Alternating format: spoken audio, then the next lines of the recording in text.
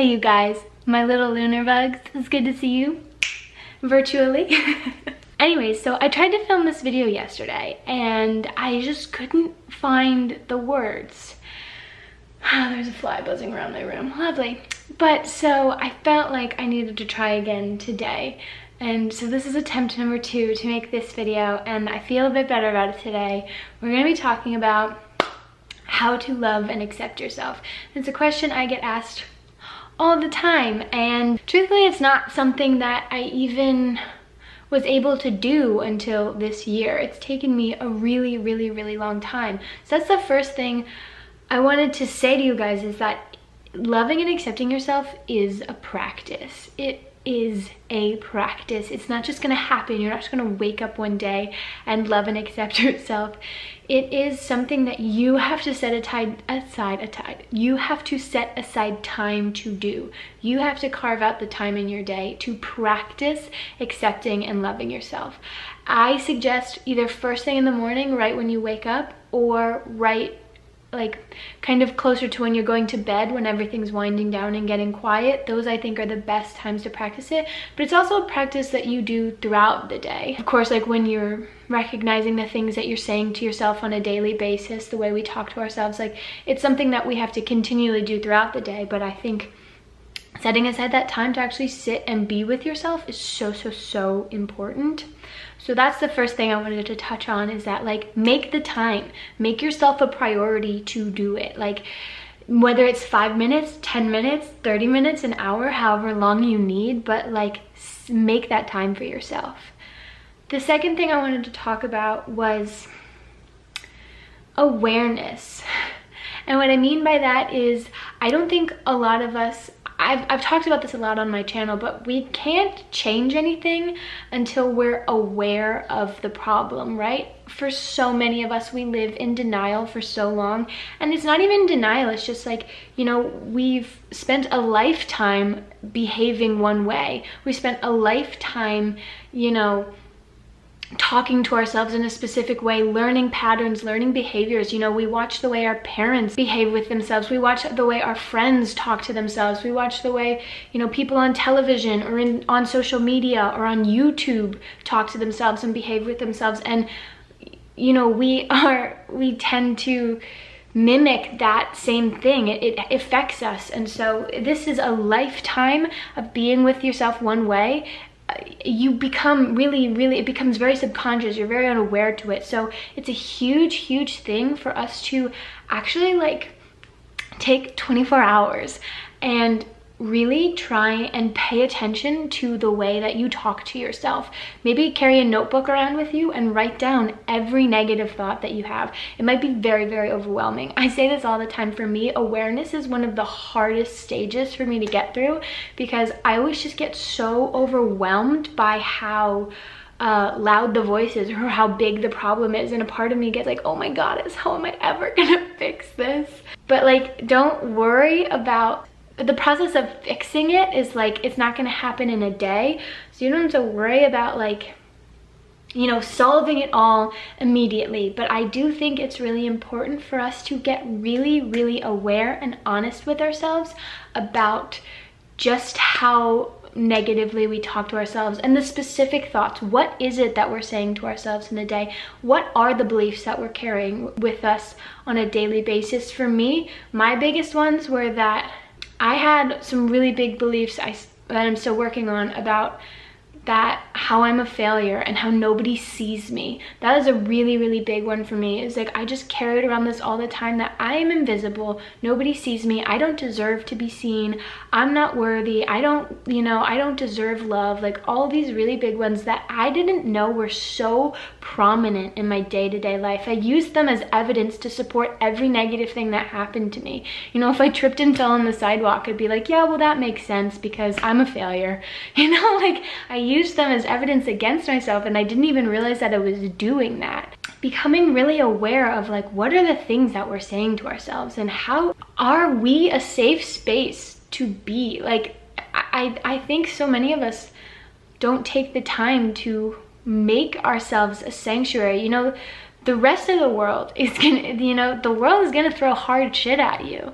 The outside world is can be hard sometimes, and we need a safe space to come back to, and a lot of us don't take that time to create that safe space within ourselves. And that's been something that's really big for me, is making that safe haven within myself so that I can always rely on me. I can always validate myself. The third thing, I think, is acceptance. And I think we have to walk through the doors of acceptance before we can step into love. And a lot of this really started to shift for me when I stopped looking at my body and my soul as fractioned pieces. I think a lot of us have developed this mindset of like, you know, we might be okay with certain things on our body, but we, you know, there's a lot of other things that we'd like to fix. You know, we have these little things like, I guess my face is okay, but my hair is always frizzy and it's stupid. And I think my arms are too big, but like, and I wish my boobs were bigger, but my thighs are okay. You know, like we have these little things that are like, this is okay, but I wish it was like this. You know, we've gotten so used to zooming in and analyzing all the little parts of ourselves. And so much shifted for me when I like really made a conscious effort to stop looking at the small parts of myself and instead zoom out and always look at the whole, always accept the whole.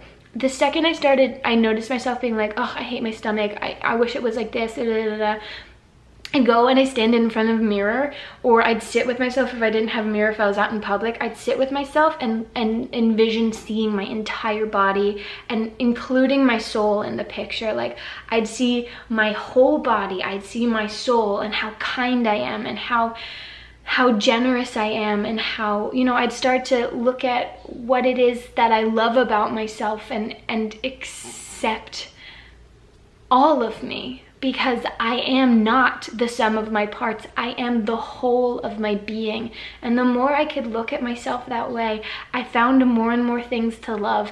And it was like, I love those little things about me. Those little things about me before that were like, oh God, why can't it be this way? Now they've become a part of who I am. And it's like, I can accept that because it is a part of me. And I love me. And I wouldn't want to change me. But all of this is like, it didn't happen in a day. It takes time and it took practice. And I had to continuously do this over and over again. The negative thoughts would come up. I'd hear them. I'd acknowledge them. I see you. I'd go and I'd sit with myself and I'd be like, I really dislike my thighs right now and I think my stomach is ugly. Daphne, you are a woman. You are a magnificent woman, and your big thighs carry your power, and your stomach that you think is too big is able to produce life.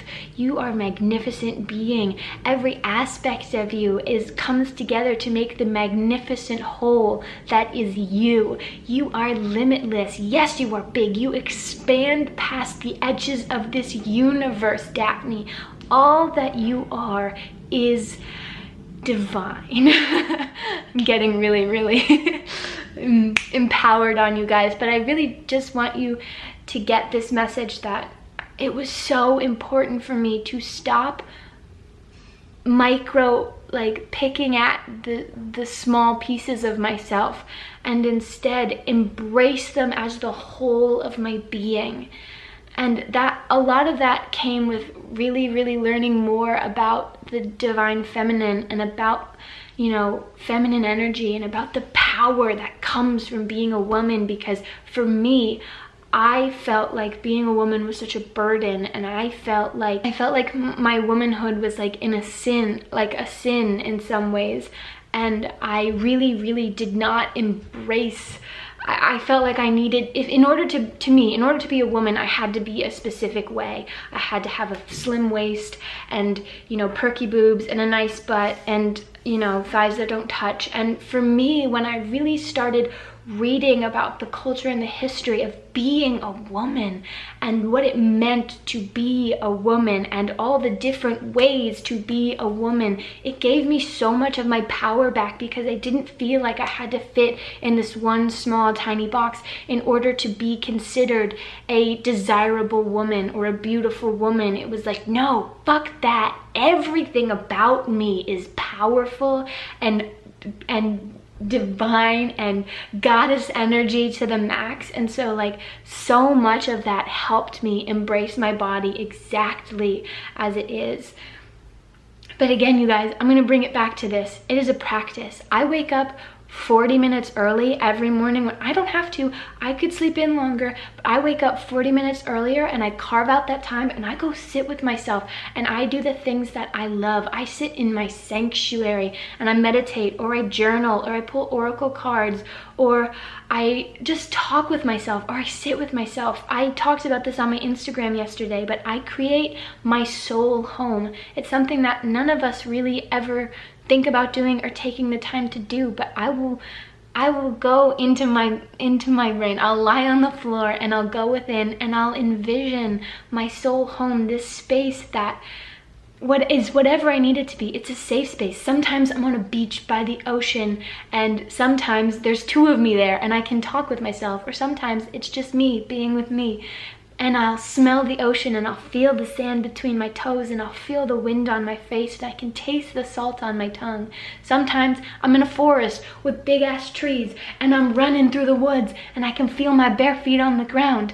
But like, I take that time, and it's, maybe you don't want to take that time, but I'm just sharing with you guys the things that have helped me love myself.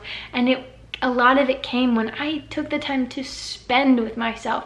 I think a lot of us are so afraid of being with ourselves. We're afraid of the emotions that will come up when we do it. We're afraid of the loud voices in our head that'll scream at us if we ever even come close to being with ourselves. So much of us fill up our day with so much time so that we're always doing things, so that we never have a minute to sit and be with ourselves, because we're so afraid of the things that we will discover if we take that time. And I am here to tell you, that is where the magic happens. You have to make that time. You have to sit with yourself, and you have to be okay with letting whatever comes up come up, because otherwise you're never going to be okay with yourself. You're never going to be able to sit in your body and embody your body. So you have to make that time. No one else can do it for you. You're not going to wake up one day and finally be okay with sitting within yourself, sitting within your skin, being who you are. You have to go do that work. And also, the last thing that I want to say is pay attention to the people that you surround yourself with and the people that you are looking at on social media. I've said this before and I'll say it again, but it is so important to be conscious of the things we consume. It's soul food, okay? Are you feeding your soul inspiring and uplifting things, or are you feeding your soul crap that makes you feel like crap about yourself? And I'm not putting this on anybody else. We are all individual beings, and like, it's nobody else's fault how you feel when you look at them, but you have the power to take responsibility for that. You have the power to say, I don't want to put that in my life, and I love you and I send you all the love, but this is for me. So really curate your social media feeds. Don't look at people that make you feel insecure when you look at them.